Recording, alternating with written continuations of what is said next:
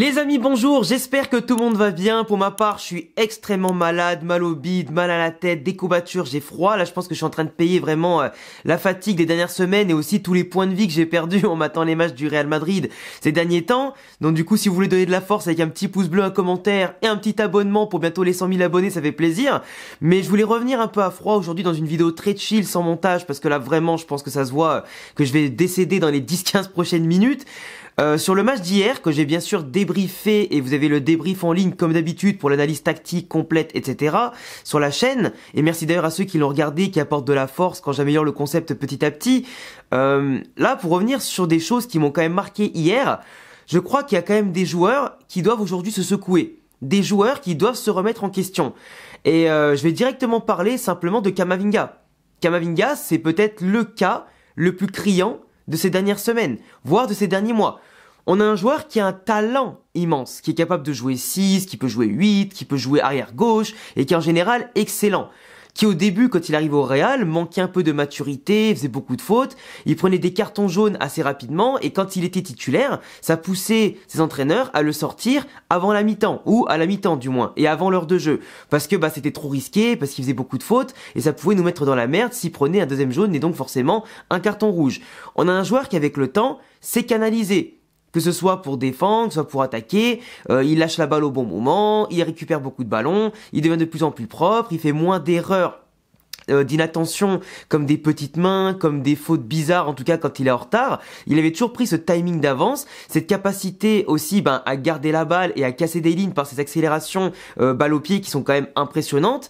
Même si c'est quelqu'un qui tire pas beaucoup, qui marque pas beaucoup, qui fait pas beaucoup de passes D, c'est quelqu'un qui aidait vraiment à la construction et sur les transitions rapides du Real Madrid. Sauf que depuis quelques temps, t'as l'impression que intervenir, ça lui brûle les pieds, que toucher la balle, ça lui brûle les pieds, et que peu importe qu'il ait Tchouaméni, qu'il ait Modric, qu'il ait Ceballos à côté de lui, t'as l'impression qu'il est pas serein. T'as l'impression que toutes ces boulettes au Classico, dans les autres matchs qu'il a fait, etc., en Liga comme en Ligue des Champions, ou en Copa, finalement ça reste dans sa tête. Et qu'il a plus cette confiance, qu'il a plus cette, comment on appelle ça, cette intensité qui va lui permettre d'avoir cette confiance, cet engagement, cette prise d'avance et finalement cette anticipation qui lui donnait tant de force dans les duels. Là aujourd'hui, il s'est fait balayer par Alvarez au duel qui nous a mis un but fantastique. Il est vrai que très peu de personnes auraient pu s'attendre à ce qu'il nous marque un but comme ça à ce moment du match.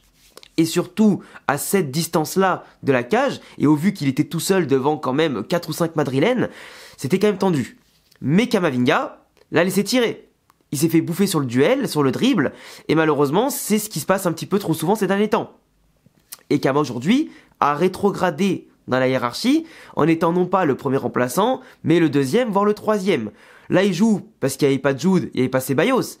Et parce que dans un monde normal, aujourd'hui, il devrait même pas jouer. Parce que vraiment, malgré les absences et les blessures, Camavinga, par rapport à ce qu'il a fait, je comprends tout à fait qu'Ancelotti l'ait sorti en premier.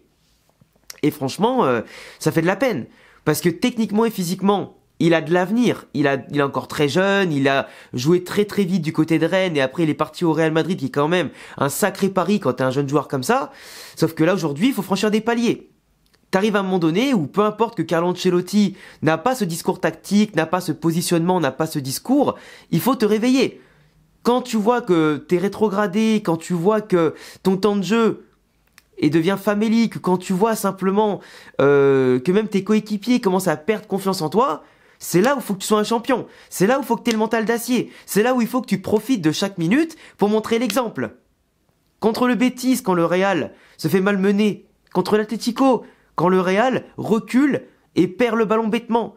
Quand l'Atlético Madrid joue trop tranquille contre un Real Madrid qui est censé mettre la pression. C'est là où il faut qu'en plus, en l'absence de Jude et Ceballos, que tu sois pas forcément the leader technique, mais que tu montes d'un cran, que tu montres le ton, que tu montes le ton, et que tu galvanises tout le monde, en gagnant ses duels, en récupérant les ballons, en cassant des lignes, en jouant vers l'avant. Et Kama aujourd'hui, c'était une année charnière pour lui. Parce que même si je suis persuadé qu'avec Xabi Alonso, lui et Tchouaméni franchiront des paliers incroyables, là aujourd'hui, il gagne pas des points. Surtout dans un mercato où on va parler peut-être de Kimmich et Zubimendi, que Ceballos va rester et que Modric potentiellement va rester, les places vont être compliquées à obtenir. Surtout si t'as un mercato et Xabi Alonso qui est là veut passer à une défense à 3 avec 2 pistons, ça va encore plus limiter les places au milieu de terrain. Et donc là aujourd'hui, les prestations qui sont faites sont certes pas forcément la vérité de demain, mais elles vont beaucoup compter. Parce qu'il y aura forcément des joueurs qui vont partir cet été. Si t'en as qui viennent, t'en as qui vont partir. On ne veut pas garder tout le monde. Et aujourd'hui, Camavinga, je vais pas dire qu'il est sur la sellette, mais au bout d'un moment, tu peux pas être l'éternel espoir qui doit s'imposer en tant que titulaire indiscutable. C'est maintenant ou jamais en fait, presque jamais. Et aujourd'hui, avant que les cartes soient rabattues avec un nouveau coach, parce qu'on ne sait pas encore s'il y a un nouveau coach, peut-être qu'Ancelotti va continuer son contrat, peu importe ce qui se passe à la fin de saison, jusqu'à 2026. Et si Carlo reste, je peux vous dire que Camavinga, s'il continue comme ça jusqu'à la fin de saison, mais il vaut mieux qu'il se prépare d'avance à être le remplaçant du remplaçant. Parce que qui est Carlo ou Alonso, il y aura des recrues. Donc attention, attention. S'il y en a un, par contre, qui me fait très plaisir en ce moment, même si je l'ai un peu taillé hier, et je vais vous réexpliquer pourquoi, parce qu'apparemment, il y en a qui n'ont pas écouté la vidéo en entier, et qui n'ont pas écouté toutes mes explications en entier. Tchouaméni en ce moment, il retrouve sa place au milieu de terrain. Alors qu'il y ait des absents ou pas, peu importe, il joue au milieu de terrain. C'est un joueur qui est très bon de base. On l'a vu quand il était à Monaco, on l'a vu en équipe de France, et on l'a vu au Real Madrid. Il s'était imposé avec Kroos à ses côtés et Valverde, ça se passait très bien. Même s'il a eu des périodes de creux, des périodes un peu de moins bien, à la fin, il finissait par se ressaisir. Cette année, en défenseur forcément qui n'est pas son poste, même s'il a fait des erreurs que même un amateur ne commettrait pas, sur des marquages, interventions, etc., il a quand même fait le job, globalement. Il a quand même fait des bonnes choses. Au milieu de terrain, on voit que depuis qu'il a retrouvé sa place, que le mec, il a compris qu'il était menacé, qu'il y avait une concurrence, qu'il allait avoir des recrues cet été, que Ancelotti pouvait rester ou qu'il allait avoir un nouveau coach, et lui, contrairement à Camavinga, s'est relevé de ses erreurs, s'est relevé de la bronca que le Bernabéu lui a fait avec les sifflets, et a compris c'est quoi avoir du caractère. Et moi, franchement, j'applaudis. Et je l'ai dit ça hier. Et je l'ai dit l'autre jour encore. Tchouaméni, il récupère beaucoup de ballons. Il fait pas mal de passes, etc. Sauf que moi, ce que j'attends d'un Tchouaméni, et ça je le dis depuis qu'il est arrivé au Real Madrid, c'est de prendre plus de risques, plus de responsabilités. Casemiro, au même poste, il faisait beaucoup plus de choses. Vous allez me dire, mais Casemiro de Tchouaméni, c'est pas exactement pareil. Si tu veux. Parce que Casemiro à l'époque, il avait Modric et Kroos, où il y avait simplement des joueurs qui pouvaient rentrer, comme les Valverde et toute la clique. Sauf que Tchouaméni, en n'ayant certes pas des techniciens à côté de lui, en l'absence de Ceballos et Bellingham, il faut bien qu'au bout d'un moment, tout comme je l'ai dit pour Camavinga, que quelqu'un prenne le lead. Et Tchouaméni, par les passes dès qu'il a déjà fait, les passes longues, comme il a fait hier et comme il est capable de faire, son intelligence de jeu, c'est quand même quelqu'un qui est intelligent de base. Même s'il paraît un peu lent parfois pour orienter le jeu, il est capable d'anticiper. Il est athlétique, il court, il est physique, tu vois, il a quand même des qualités le mec. Et il faut prendre le jeu à ton compte au bout d'un moment. Même si t'es pas le plus grand technicien, juste des passes progressives, juste des passes qui cassent les lignes, des passes intelligentes, on en aura le cul des passes latérales. Surtout qu'en plus, en face, t'as une équipe qui est regroupée. Il faut accélérer le jeu, saute les lignes, trouve des solutions, trouve la percée qu'il faut. Parce que Pedri, Casado et toute la clique côté Barça, même quand ils jouent ultra reculés, ils te les trouvent les balles vers l'avant. Hein. Alors certes, c'est une meilleure qualité technique, mais à un moment donné, quand tu joues au foot depuis que t'es tout petit et que tu t'entraînes tous les jours, t'es censé l'avoir la vision du jeu, surtout au milieu de terrain. Donc ne me faites pas dire ce que j'ai pas dit. Il a des qualités, pas les mêmes que certains joueurs que j'ai cités précédemment, mais en tant que footballeur professionnel, t'es censé prendre des responsabilités. T'es censé dépasser ta fonction. Donc aujourd'hui, Tchouaméni, c'est bien, il se revendique, contrairement à Camavinga, mais il faut faire plus. Il faut faire plus. Mais en tout cas, c'est très bien. La montée en puissance, j'apprécie, et l'attitude, j'apprécie. Après, globalement, l'effectif. Il y en a qui me disent, c'était mieux que contre le Betis Séville. Mais les gars, vous avez pas honte de dire ça? Le match qu'on a vu contre le Betis Séville, c'était de la merde en boîte. C'était une tartine qu'on a croquée de la première minute à la 90e. À part aller, si tu veux, les 20 premières. On a marqué le premier but, on était à fond, etc. L'attitude d'hier du Real Madrid, même si on a gagné 2-1 contre l'Atlético, j'avais l'impression qu'on jouait à l'extérieur. J'avais pas l'impression qu'on jouait à domicile hier. On a fait en sorte que l'Atlético sorte vivante chez nous, et en plus de ça, qu'ils se sentent plus ou moins à l'aise. Même si on a globalement eu le ballon, ils l'ont eu plus que prévu, le ballon. Et ils nous ont fait mal plus que prévu, sur le peu de miettes qu'on leur a laissé.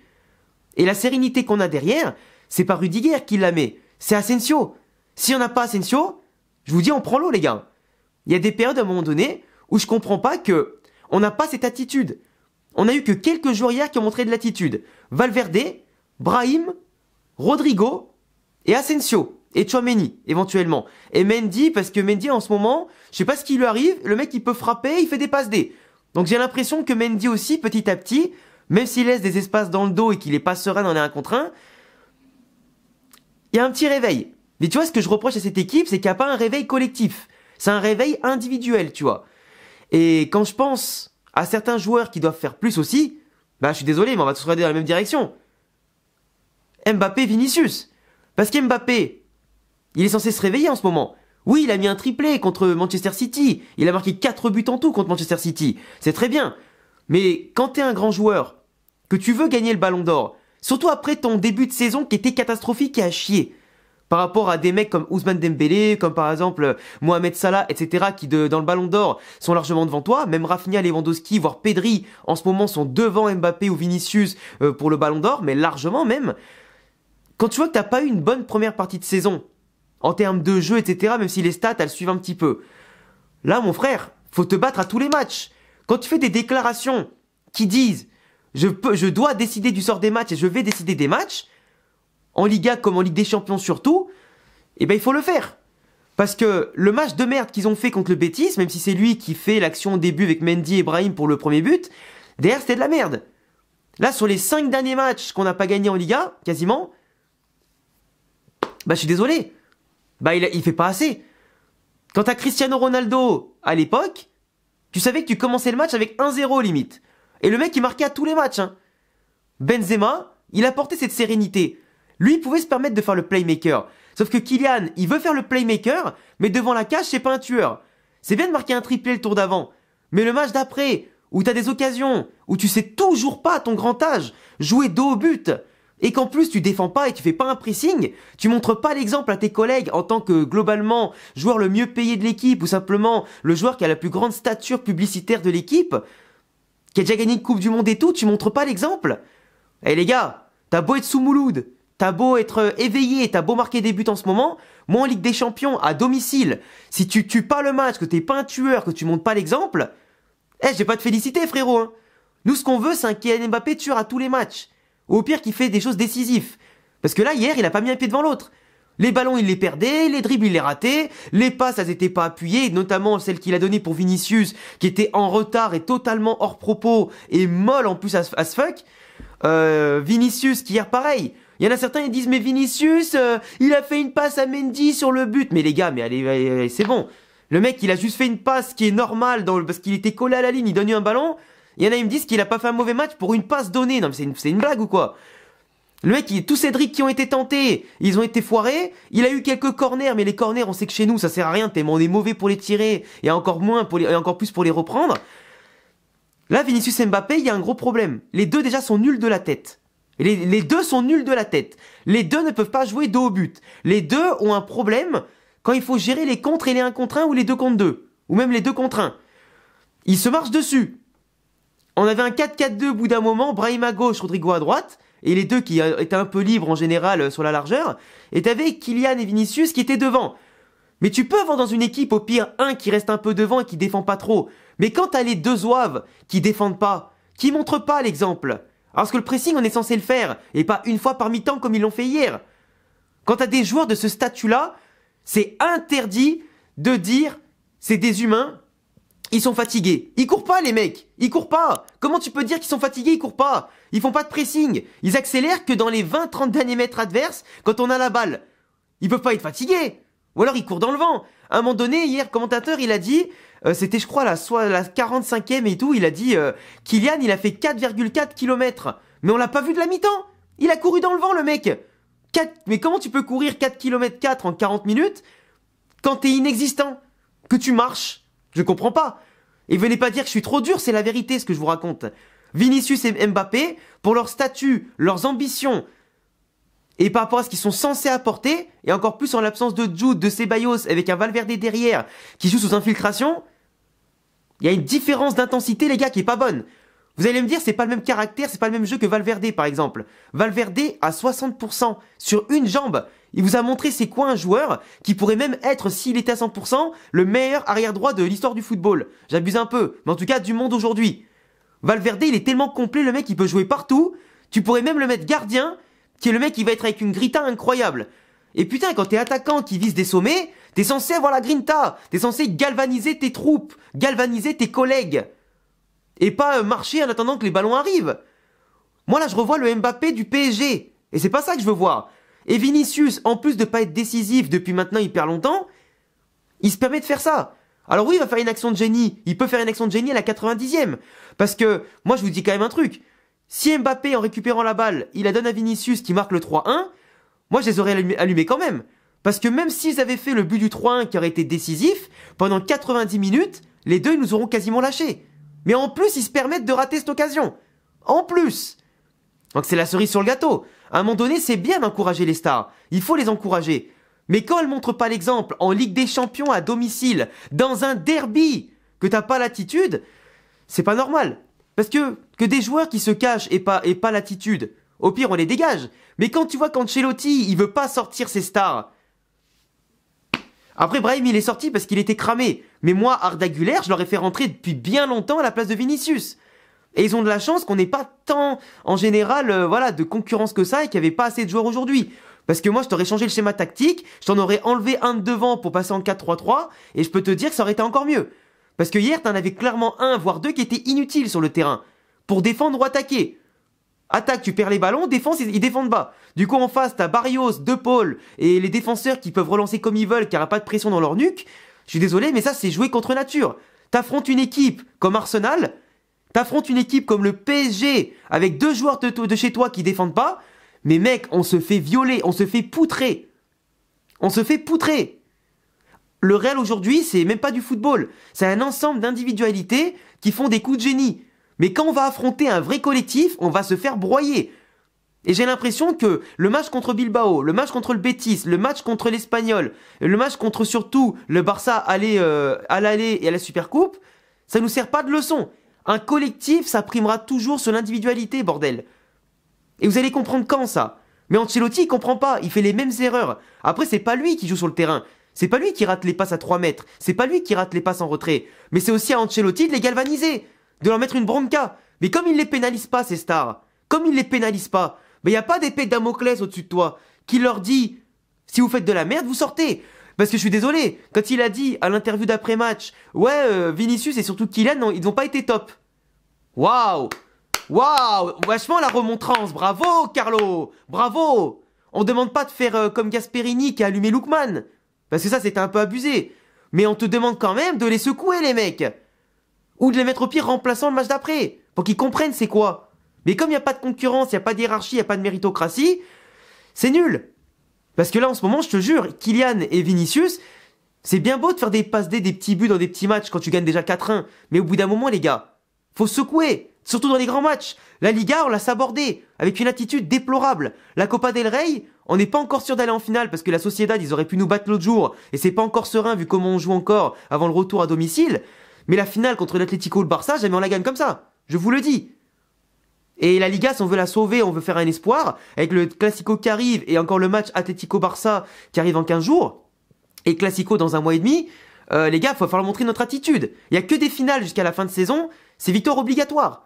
Que ce soit en Copa, en Liga et Ligue des Champions, c'est défaite interdite. On a trop perdu, trop pris de but, on se met pas à l'abri, on n'est pas tueur et en plus on n'a pas l'attitude. Peu importe qu'il y ait des blessés et de la fatigue. Si t'es fatigué, tu dis au coach, désolé, coach, je sors. Et on fait rentrer un joueur qui joue moins. Et qui est pas fatigué. Après, c'est vrai qu'il y a des joueurs qui rentrent sur le terrain, qui sont remplaçants, qui ont pas le couteau entre les dents. Je pense aux Arda Güler, etc., qui sont peut-être dégoûtés sous Carlo. Et je peux les comprendre. Mais il faut des battants. Sinon, tu m'appelles les jeunes du Castilla comme les Gonzalo Garcia, les Manuel Andrel, Lorenzo Aguado, et je vais te montrer c'est quoi des mecs qui ont la dalle et qui veulent percer au Real. Eh ouais, mon gars. Parce qu'au Real Madrid, on est des tocards à ce niveau-là. Pour gérer les jeunes, la hiérarchie, la concurrence. Et nous, on attend juste que les mecs, ils fassent un exploit individuel. C'est bien d'avoir des génies. T'en as deux qui sont éteints, t'en as deux qui s'allument. C'est très bien. Mais il y a des matchs où ça passe, et des matchs où ça passera pas.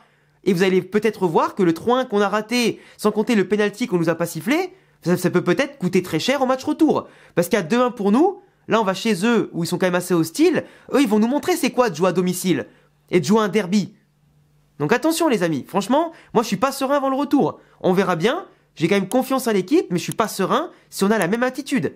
Si on a la même attitude là que la semaine prochaine, mais jamais on passe, je vous le dis. Et là, il y a encore 2 matchs de Liga contre Villarreal et le Rayo ce week-end là, et Villarreal la semaine prochaine, avant la trêve, faut tout gagner. Sinon, si on perd des matchs en Liga, bah autant vous dire que là c'est la poubelle définitive, parce qu'on va pas remonter entre les goal average particuliers et les points de retard. Et puis voilà, on n'aura pas la bonne attitude et c'est pas bon. Donc moi je veux que tout le monde se réveille et je félicite encore certains joueurs comme Rodrigo, Valverde, Brahim, Tchouaméni, Mendy et Asensio d'avoir bien joué. Les autres, c'était poubelle, tout simplement. Enfin bref, n'hésitez pas à vous abonner, cocher la cloche, mettre le petit pouce bleu. Désolé pour cette longue vidéo, mais je me suis un peu emporté, même malgré la maladie et tout. Mais en tout cas, merci de m'avoir écouté. J'attends tous vos commentaires pour débattre ensemble. Je vais aller dormir après que cette vidéo soit en ligne. Et puis on se dit à très vite pour de prochaines vidéos, dont ce soir pour le match, je l'espère, PSG-Liverpool, où je serai en forme pour faire un débrief. Ciao les gars.